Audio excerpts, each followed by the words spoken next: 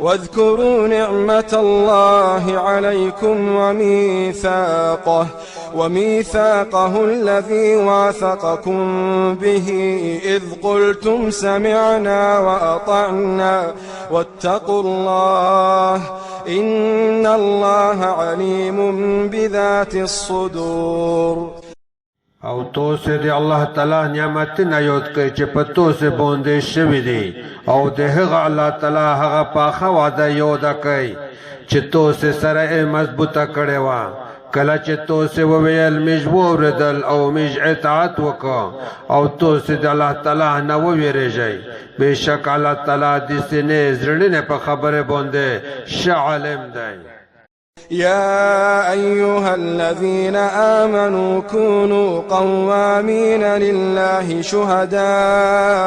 بالقسط ولا يجرمنكم شنآن قوم على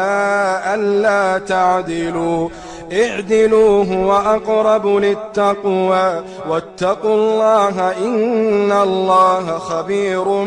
بما تعملون.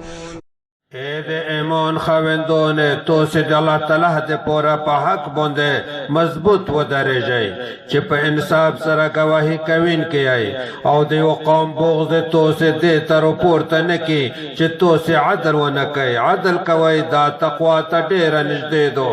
او د الله تعالی نه وویری جاي بشک الله تعالی ش خبر دی په هغه کورینه چې تو سے کوي.